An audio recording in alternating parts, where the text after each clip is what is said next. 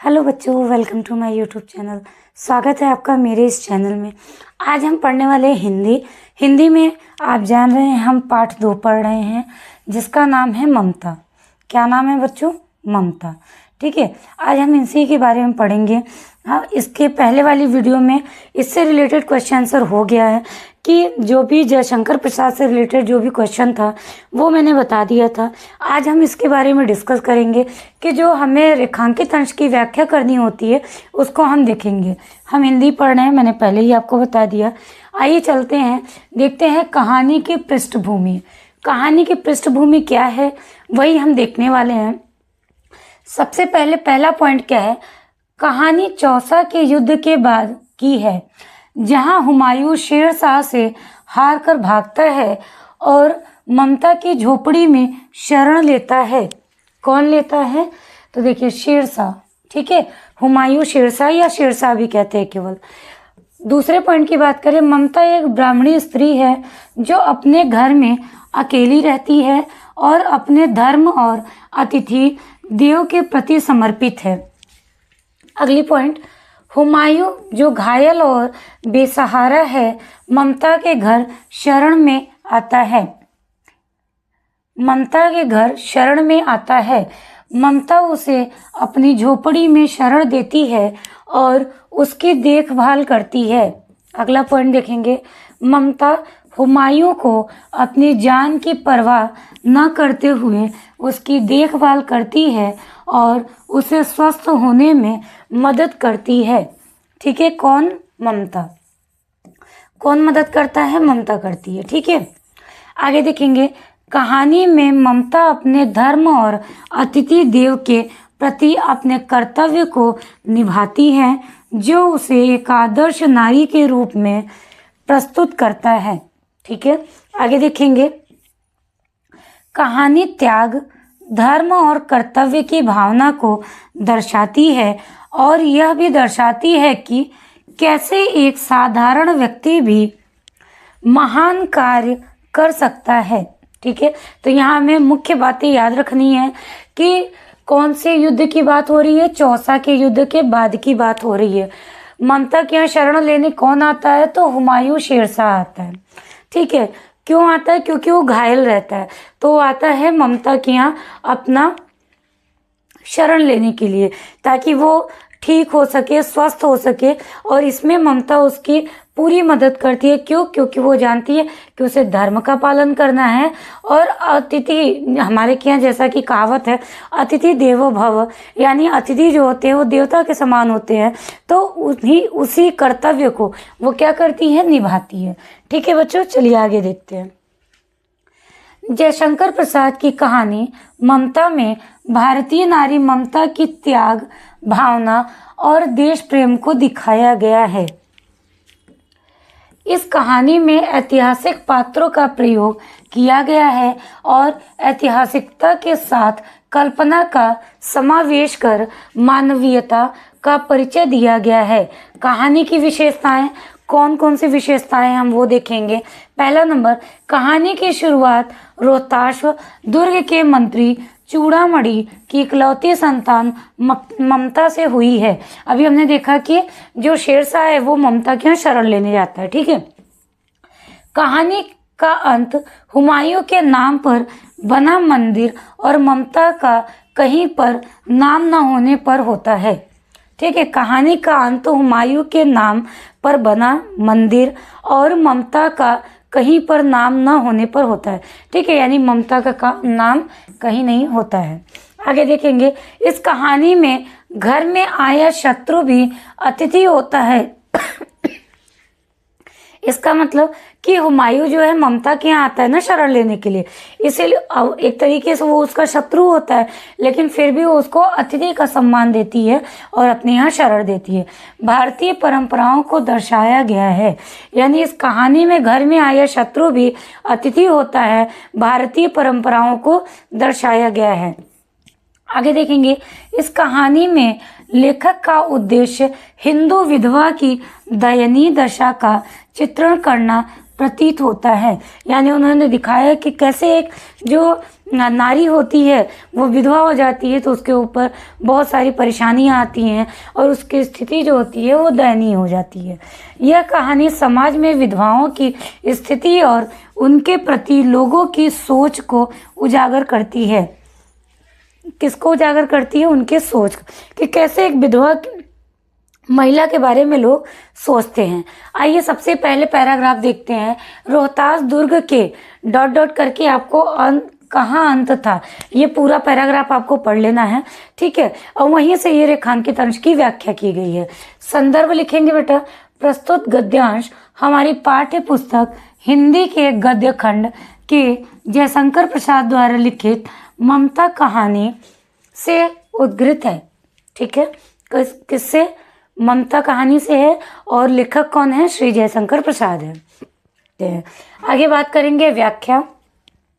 तो ये पैराग्राफ आप पढ़ लीजिएगा, फिर उसके बाद आपको ये व्याख्या करनी है। ममता रोहतास दुर्गपति के मंत्री चूड़ामणि की इकलौती पुत्री है।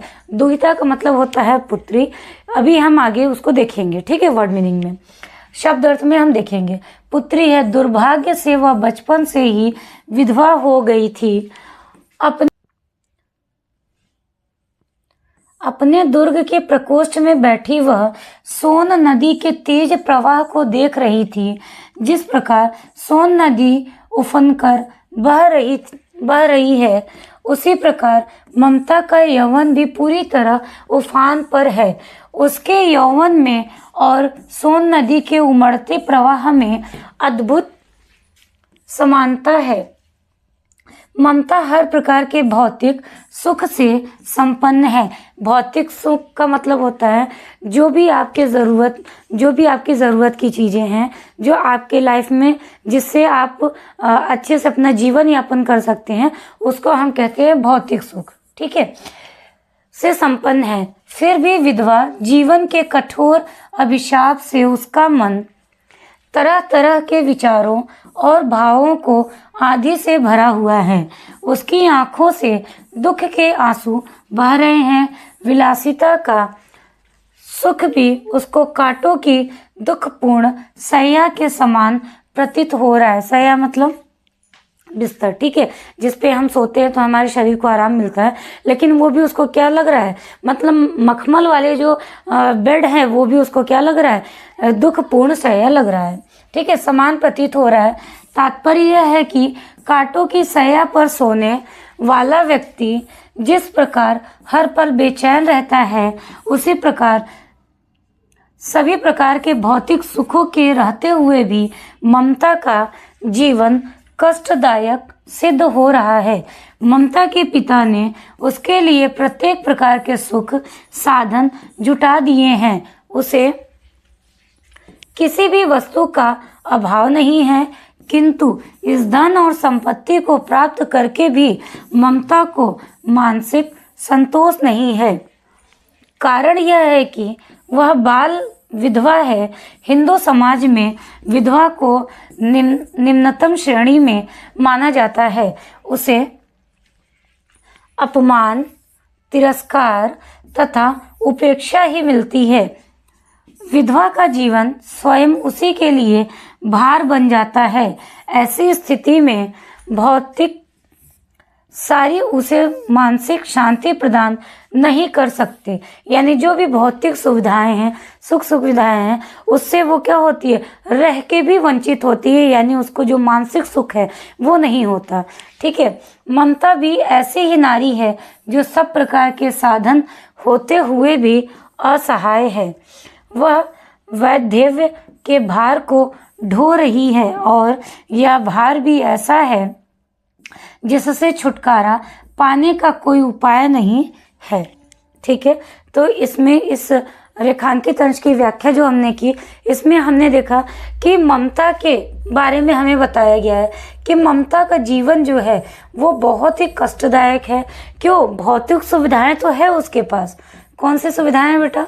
भौतिक सुविधाएं तो हैं, लेकिन फिर भी उसका जो जीवन है वो क्या है, अधूरा है। क्यों? क्योंकि वह क्या है, वह विधवा है, क्या है वो, और विधवा है। आप जानते हैं कि हमारे समाज में विधवा को बहुत दूसरे नज़रिए से देखा जाता है, यानी उसे कभी भी वो सम्मान नहीं मिलता जो एक महिला को मिलना चाहिए, वो सम्मान नहीं मिलता जो एक महिला को मिलना चाहिए। आप देखेंगे हमारे यहाँ कोई भी कर्मकांड होगा, कोई भी शुभ कार्य होता है, तो उसमें महिलाओं को क्या किया, जो विधवा महिला होती है उनको बहुत दूर रखा जाता है। ये माना जाता है कि ये सारे जो भी कर्म कांड है, जो पूजा पाठ है, अगर इस पे उनका साया पड़ गया तो वो क्या हो जाएगा, वो खंडित हो जाएगा, इसीलिए उन्हें उससे दूर रखा जाता है। और भी बहुत सारे नाना प्रकार के ऐसी चीज़ें हैं जिनको आप रिलेट कर सकते हैं, ममता के जीवन से जोड़ सकते हैं। ठीक है, तो एक जो विधवा महिला होती है, एक विधवा औरत जो होती है, उसके लाइफ में, उसके जीवन में बहुत सारे परेशानियां, बहुत सारे कष्ट होती हैं जिसे वह चाह के भी बयां नहीं कर सकती, और उसे पूरी तरीके से सामना करना पड़ता है समाज का। ठीक है, आइए देखते हैं शब्द अर्थ। महत्वपूर्ण प्रश्न इसके बाद है, यहाँ पे शब्द अर्थ दिया गया है, आप देख लीजिए। प्रकोष्ठ का मतलब होता है राजप्रसादी के मुख्य द्वार के पास का कमरा। शोड़ का मतलब होता है सोन नदी। वेदना का मतलब होता है दुख। दुहिता का मतलब होता है पुत्री, अभी मैंने आपको बताया था। निराश्रय का मतलब होता है अनाथ। विकल का मतलब होता है दुख, और विडंबना का मतलब होता है पीड़ा। ठीक है, ये आप देख लीजिएगा शब्द अर्थ, यहाँ से और अच्छे तरीके से आप उसको पढ़ पाएंगे और रिलेट कर पाएंगे। ठीक है, आइए देखते हैं उत्तर। प्रस्तुत गद्यावतरण हमारी पाठ्य पुस्तक हिंदी के गद्य खंड में संकलित ममता नामक कहानी से उद्धृत है। इसके लेखक छायावादी युग के प्रवर्तक श्री जयशंकर प्रसाद हैं। ठीक है, तो आप देखते हैं कि अक्सर जो पहला प्रश्न होता है वही होता है कि संदर्भ सहित व्याख्या करिए, और यह पाठ किससे लिया गया है, यानी इस पाठ का नाम क्या है और लेखक का नाम पूछता है। ठीक है, तो आपने लिखा प्रस्तुत गद्यावतरण हमारी पाठ्य पुस्तक हिंदी के गद्य खंड में संकलित ममता नामक कहानी से उद्धृत है। इसके लेखक छायावादी युग के प्रवर्तक श्री जयशंकर प्रसाद हैं। ये याद करना बहुत ज़रूरी है कि ये किस युग के प्रवर्तक हैं, तो ये छायावादी युग के प्रवर्तक हैं। जब मैंने जयशंकर प्रसाद का जीवन परिचय आपको बताया था तो मैंने बहुत अच्छे से उसके बारे में आपको समझाया था। ठीक है, तो बच्चों, जिन बच्चों ने अभी तक वीडियो नहीं देखी है वो वीडियो जाके आप एक बार जरूर से देख लीजिएगा, आपको बहुत हेल्प मिलेगी। फिर बात करें पाठ का नाम। पाठ का नाम क्या है, ममता। लेखक का नाम जयशंकर प्रसाद। ये मैं इसलिए आपको लिखवाती हूँ बेटा कि एग्जाम में, अगर जब परीक्षा में आप बैठेंगे तो आप इस तरीके से लिखेंगे तो एग्जामिनर आपकी कॉपी बहुत अच्छे से चेक करेगा, यानी उसको समझ में आएगा कि बच्चे ने पढ़ाई की है। ठीक है, अगला प्रश्न देखते हैं। चूड़ामणि की कितनी पुत्रियां थी? उत्तर, चूड़ामणि की केवल एक पुत्री थी जिसका नाम क्या था, ममता। जिसका नाम क्या था, ममता था। चूड़ामणि की केवल एक पुत्री थी जिसका नाम ममता था। अगला प्रश्न देखेंगे, ममता कहाँ बैठी थी? उत्तर देखेंगे, ममता रोहतास दुर्ग के महल में बैठी थी, यानी कि महल के कमरे में बैठी थी। ठीक है, और वहां से वो शोड़ नदी यानी सोन नदी को बहते हुए देख रही थी, उसके नदी के प्रवाह को देख रही थी। हिंदू विधवा संसार में सबसे तुच्छ निराश्रयी प्राणी है से लेखक का क्या आशय है? अभी मैंने आपको ये प्रश्न का उत्तर बताया। ठीक है, आप चाहें तो अपने शब्दों में भी लिख सकते हैं, यहाँ हमें लेखक के अनुसार लिखना है तो आप वो भी अच्छे से देख लीजिए। इस पंक्ति से लेखक का आशय है कि भारतीय समाज में विधवा स्त्री को तुच्छ समझा जाता है, उसकी स्थिति बहुत दयनीय होती है, उसके साथ अमानवीय व्यवहार किया जाता है। अमानवीय का मतलब वो सम्मान नहीं मिलता जो एक महिला को मिलता है। ठीक है, आगे देखेंगे। ये दूसरा आपका क्या है, दूसरा प्रश्न है, रेखांकित अंश की व्याख्या करनी है आपको। वो पहला था, ये दूसरा है। पतनोन्मुख अंधा बना रही है। ठीक है, बीच में आप देखेंगे कि ये पूरा एक पैराग्राफ है, आप पढ़ लेंगे उसको। संदर्भ देखेंगे बेटा, प्रस्तुत गद्यावतरण हमारी पाठ्य पुस्तक हिंदी के गद्य खंड में संकलित ममता नामक कहानी से उद्धृत है। ठीक है, आप देखेंगे इसके पहले भी हमने यही चीज लिखा। इसके लेखक छायावादी युग के प्रवर्तक श्री जयशंकर प्रसाद हैं। किस युग के हैं बेटा? छायावादी युग के हैं। ठीक है। आप ये भी ध्यान देंगे कि जो 4 पिलर है 4 स्तंभों में भी इनका नाम शामिल किया गया है।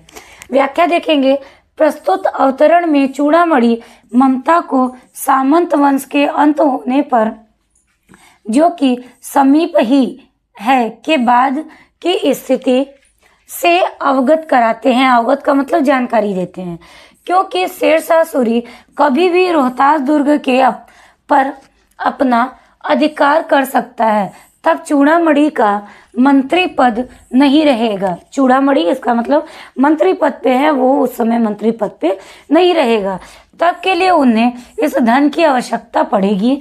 इस पर ममता अपने पिता को धुतकारते हुए कहती है, धुतकारता मतलब डांटते हुए कहती है कि हे भगवान, आने वाले समय या विपत्ति के लिए कार्य करना सही नहीं है।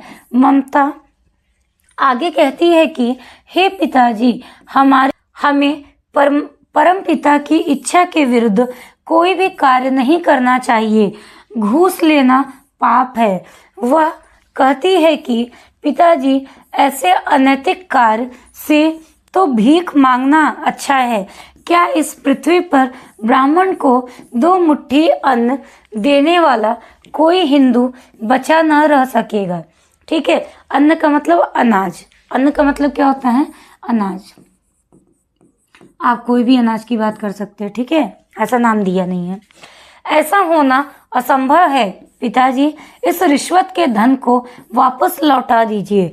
इसकी चमक मेरी आंखों को अंधा बना रही है, अर्थात यह पाप करके लिया गया धन मुझे स्वीकार नहीं है। इसका मतलब अस्वीकार है, ठीक है। आगे देखेंगे, उपर्युक्त गद्यांश के पाठ और लेखक का नाम लिखिए। तो पाठ का नाम क्या है बेटा? ममता। लेखक जयशंकर प्रसाद, ठीक है। अब आगे चलने से पहले मैं आपको बता दूं कि इसमें चैप्टर 1 यानी कि पाठ 1 और पाठ 2, ठीक है, पाठ 1 और पाठ 2 ये मैंने आपको कंप्लीट करा दिया है। पाठ 1 तो कंप्लीट हो गया, दूसरा हम कर रहे हैं। पाठ 1 का नाम जो है वो है मित्रता। इस पे मैंने बहुत अच्छे से सारी चीज़ें बताई हैं बेटा, डिटेल में बताई हैं। जिन बच्चों ने नहीं देखा है प्लीज़ जाके एक बार देख लीजिएगा, और वीडियो अगर अच्छी लगे तो उसको लाइक ज़रूर से कर दीजिएगा। पार्ट 2 जो है इसका नाम है ममता, ठीक है। क्या नाम है?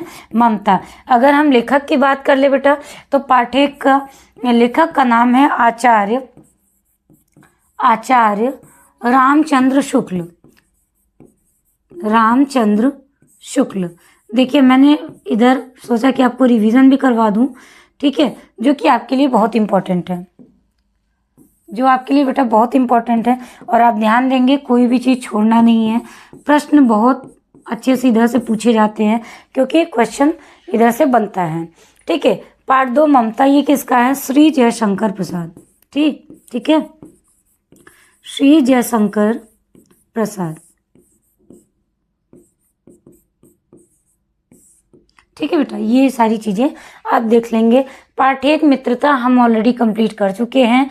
पार्ट 2 ममता, ये भी हम पढ़ रहे हैं, ठीक है, और ये भी आपका कंप्लीट हो जाएगा। आगे देखेंगे, प्रश्न देखेंगे ब, गद्यांश के अनुसार कौन से वंश का अंत समीप है? तो यहाँ पे आप देखेंगे, अभी मैंने आपको बताया सामंत वंश के अंत होने पर, तो यही यहाँ पे आप आंसर लिख देंगे। गद्यांश के अनुसार सामंत वंश का अंत समीप है। किसका? सामंत वंश का, ठीक है, ध्यान रखेंगे, प्रश्न आते हैं यहाँ से। गद्यांश के अनुसार रोहिताश्व पर कौन अधिकार कर सकता है? आंसर देखेंगे। उत्तर, गद्यांश के अनुसार शेरशाह सूरी रोहिताश्व पर अधिकार कर सकता है। पहले ममता का एक पार्ट हो गया, ये दूसरा पार्ट है, ठीक है बेटा। आइए देखिए, चौसा के मुगल ... पर दिखाई पड़ा। अब हम देखेंगे इसका संदर्भ और व्याख्या, ठीक है। तो आइए संदर्भ पढ़ते हैं। आप एक बार ये पैराग्राफ पढ़ लीजिएगा, ठीक है। मैं पैराग्राफ को स्लाइड में नहीं ऐड करती हूँ, आप उसको जरूर से पढ़ लिया करिए। प्रस्तुत गद्यांश हमारी पाठ्य पुस्तक हिंदी के गद्य खंड के जयशंकर प्रसाद द्वारा लिखित ममता कहानी से उद्धृत है, ठीक है। ये तो आपको हमेशा ही लिखना होता है, आपको पता है। ये व्याख्या क्या है? मुगलों और पठानों के बीच हुए चौसा युद्ध को बहुत समय बीत चुका था, जिसमें मुगल सम्राट हुमायूं ने शेरशाह से अपने प्राणों की रक्षा करने के लिए ममता की झोपड़ी का आश्रय लिया था। जब यह घटना हुई थी तब ममता युवा थी। आज वह 70 वर्ष की बुढ़िया है। बुढ़ापे ने उसका शरीर जर्जर कर बना दिया है। इसी अवस्था में वह एक दिन अपनी झोपड़ी में पड़ी थी। सर्दियों के उस प्रातः काल में कंकाल मात्र रह गया उसका शरीर खांसी से हिल उठता था। वह इतनी अशक्त थी कि स्वयं चल फिर न सकती थी। अशक्त मतलब बिल्कुल शरीर में जान न होना, बहुत कमज़ोर हो जाना। एक प्रकार से ममता मृत्युशैया पर लेटी थी। उसकी सेवा शुश्रूषा के लिए गांव की 2-3 स्त्रियां उसे चारों ओर से घेर कर बैठी थीं। यद्यपि उसका कोई सगा संबंधी न था, किंतु उसने जीवन भर लोगों के सुख दुख में उनका साथ निभाया था। इसलिए अंत समय में उसकी सेवा के लिए गांव की स्त्रियां उसके पास उपस्थित थीं। ममता ने पीने के लिए जल मांगा। एक स्त्री ने सीपी में जल लेकर उसे पिलाया। अचानक एक घुड़सवार उस झोपड़ी के द्वार पर दिखाई दिया। ठीक है, तो ये आपका हो गया रेखांकित अंश की व्याख्या। आप ध्यान से देखिएगा तो वहां पे आपको यहाँ तक का वो मिलेगा पैराग्राफ। तो हमने इसमें क्या देखा, सबसे पहले तो ये बात करेंगे। तो हमने देखा कि चौसा का युद्ध हुआ था, ठीक है, और जिसमें कि उस जब चौसा का युद्ध हुआ था उस समय पे जो ममता थी वो युवती थी। ठीक है, युवती थी। ठीक है, आप जानते हैं कि विवाहित थी, लेकिन कुछ समय के बाद वो क्या हो जाती है, विधवा हो जाती है। ठीक है, तो 70 वर्ष की बुढ़िया हो गई है। ये काफ़ी टाइम के बाद की बात की गई है ना। मुगलों और पठानों के बीच हुआ चौसा युद्ध को बहुत समय बीत चुका था, जिसमें मुगल सम्राट हुमायूं ने शेरशाह से अपने प्राणों की रक्षा करने के लिए ममता की झोपड़ी का आश्रय लिया। आश्रय मतलब क्या होता है?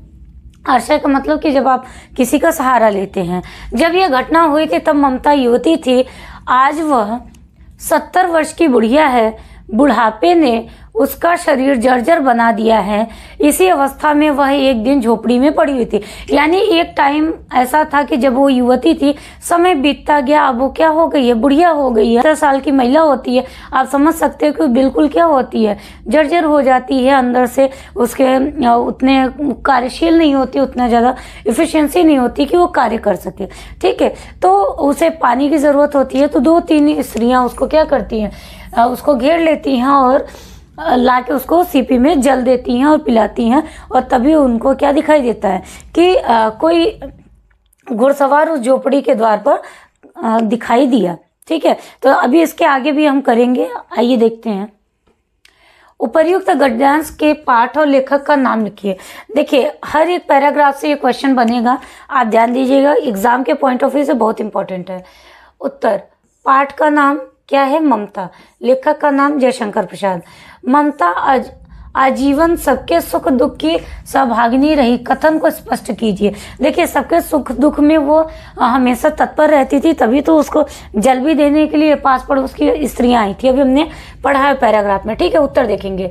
इस कथन का आशय है कि ममता ने जीवन भर सभी के सुखों दुखों में उनका साथ दिया और निस्वार्थ भाव से उनकी सेवा की।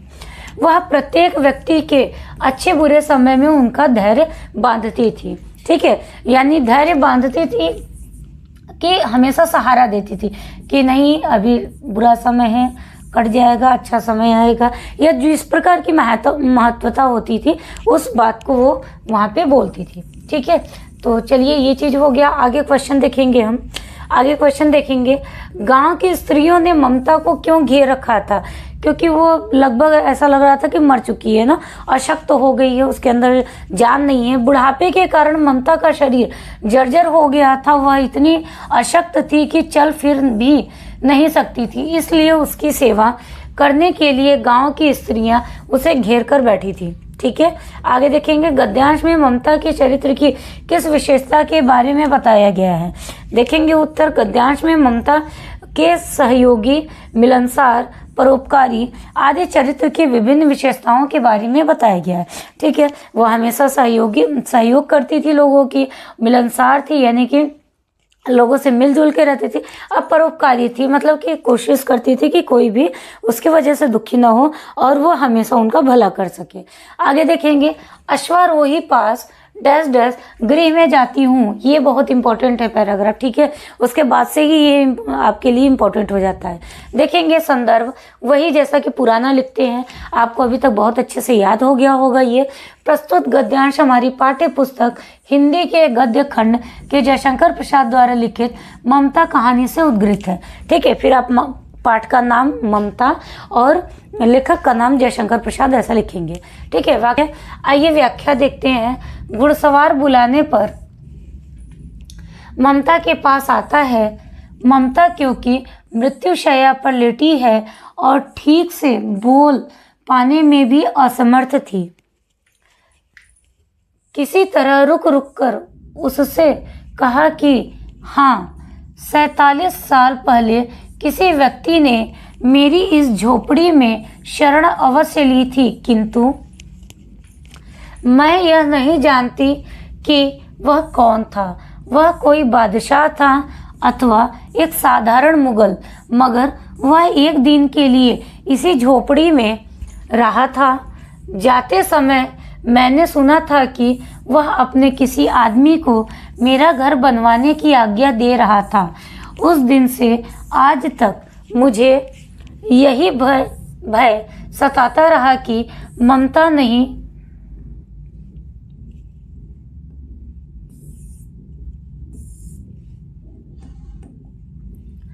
यही भय सताता रहा कि पता नहीं कब कोई आकर मेरी इस झोपड़ी को गिरा दे और इस स्थान को खुदवा कर मकान बनवा दे। मुझे अपनी इस झोपड़ी से बड़ा प्यार था। मैं नहीं चाहती थी कि कोई इसे गिराकर इसके स्थान पर मकान बनवा दे, क्योंकि इस झोपड़ी के साथ मेरे जीवन की न जाने कितनी यादें जुड़ी हैं। यहाँ मेरे भयभीत होने का कारण था, शायद भगवान ने मेरी प्रार्थना सुन ली थी, इसलिए आज तक यहाँ कोई मकान बनवाने नहीं आया।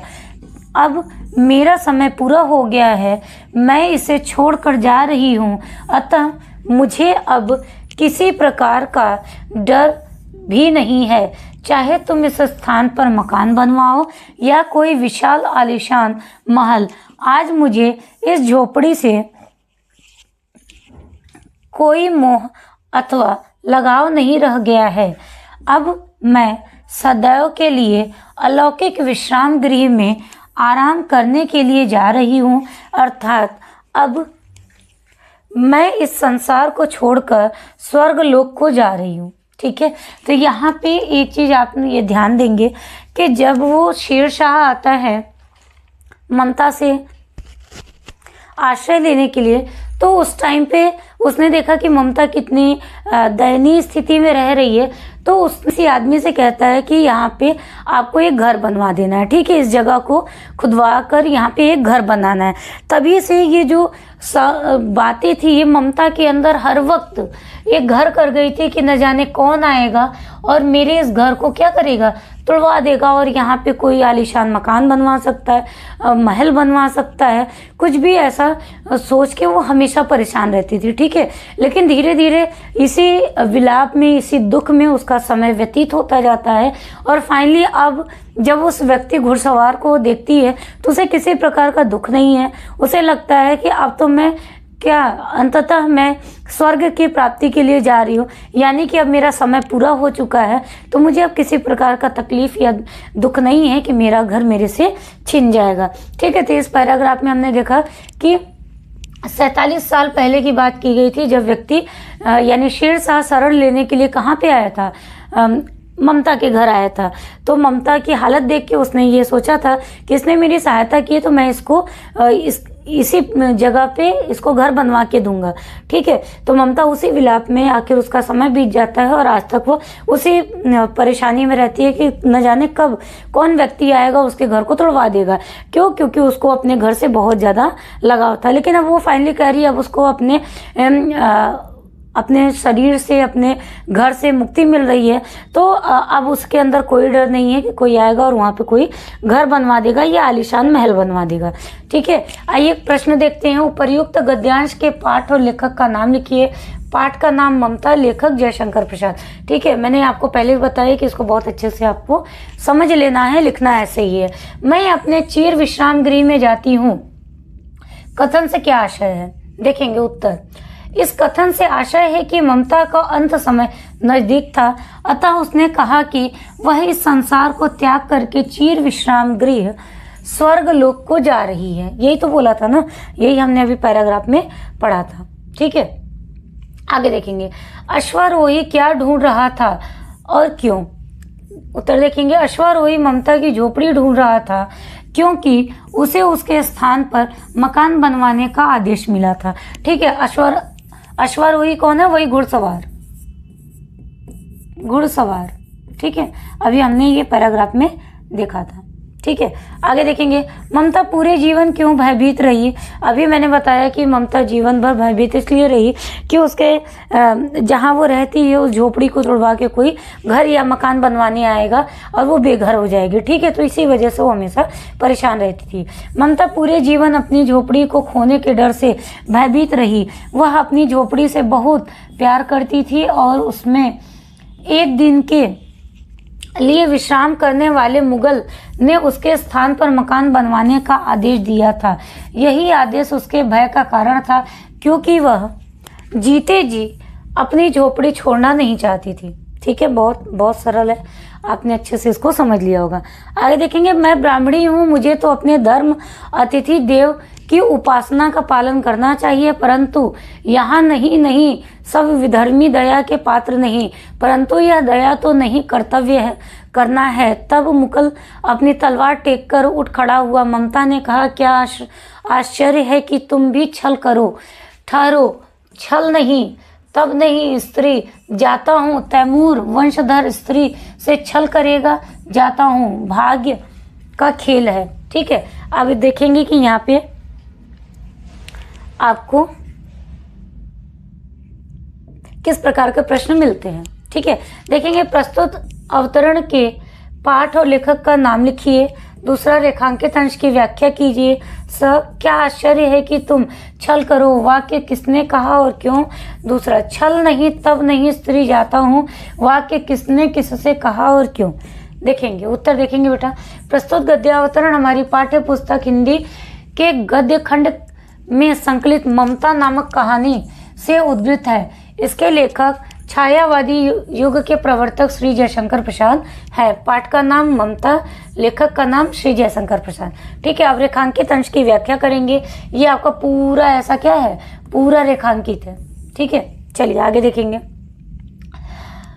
ममता अपने मन में सोचती है कि मैं तो ब्राह्मणी हूँ और सच्चा ब्राह्मण कभी अपने धर्म से विमुख नहीं होता। विमुख का मतलब कभी मुख नहीं मोड़ता, वो अपने धर्म का पालन करता है।